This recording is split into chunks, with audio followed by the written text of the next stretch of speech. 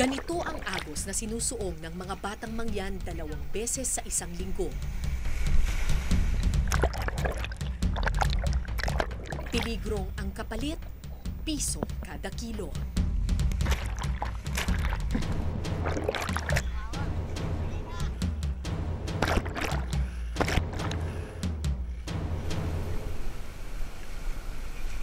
Makalipas ang ilang minuto, sa wakas nakarating din kami sa destinasyon. Ilang metro lamang ang layo nito sa bayan at dito muna pansamantalang itatago ng mga bata ang inipon nilang kalakal.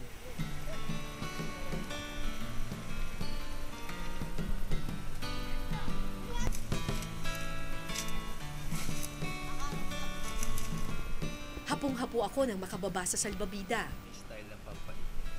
Pero ang mga batang mangyan, tila walang puwang ang kapaguran.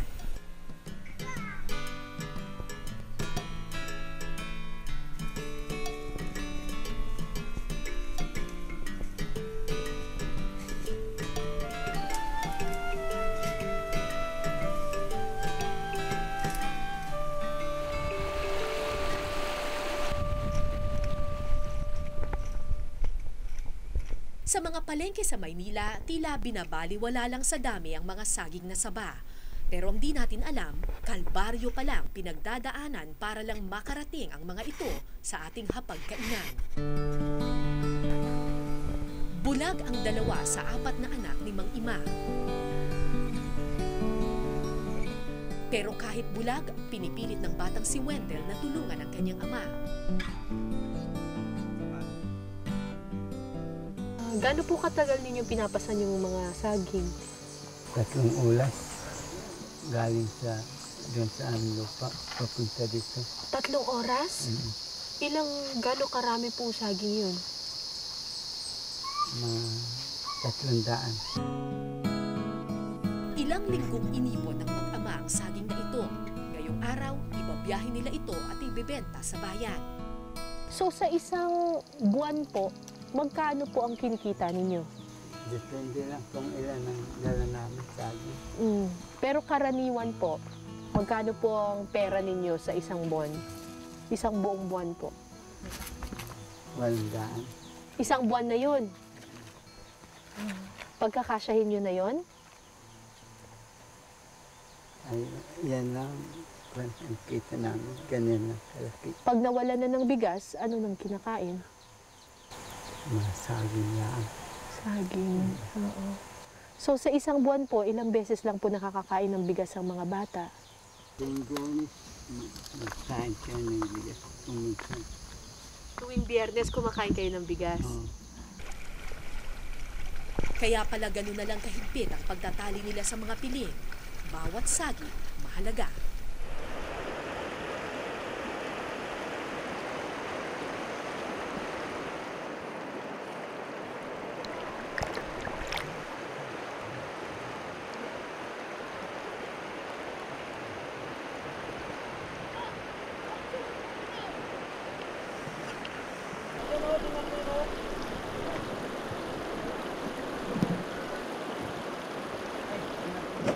Sa kabilang bahagi ng ilog, maingat ding nagtali ng kalakal sina Ligawon at ang kanyang mga kaibigan.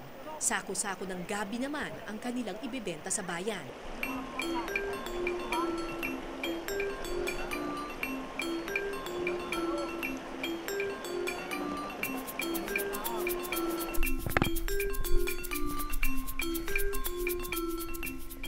Mahigit 1,000 kilo ng gabi ang kailangan nilang ibiyahe sa ilog.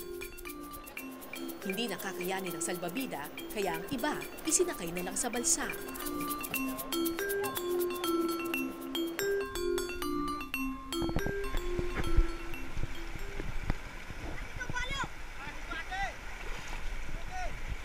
Kumpara sa salbabida, mas madaling sumakay sa kawayan dahil hindi ito tumatao. Pero kung hindi ka maingat, baka ikaw ang mahulog.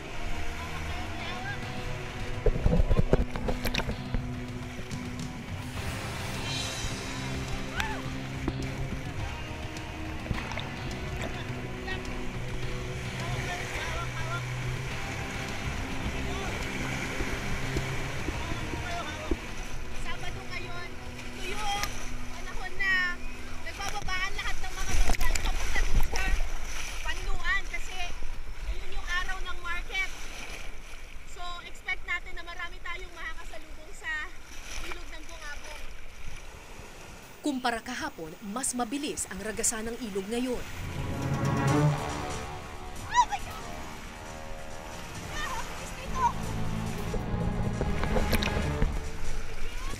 Pero di alintana ng mag-amang Wendell at Ima ang peligro. Ang mahalaga, makarating sa bayan ang saging nang hindi nalalabog o nabubugbog. Tirik na tirik yung araw ngayon, inisipin mo, mainit ang panahon. Pero, tubig, sobrang lamig.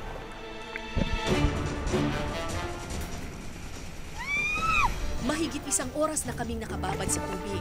Hindi lang bato at hagos ang kalaban mo sa ilog, kundi pati na rin lamig. Pero hindi pa dito natapos ang kalbaryo. Masyado nang mababaw yung tubig dito.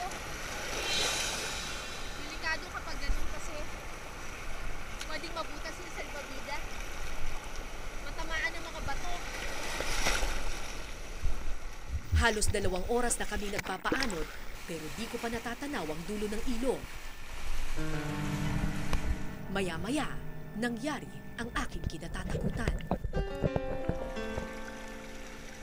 Ay, may butas.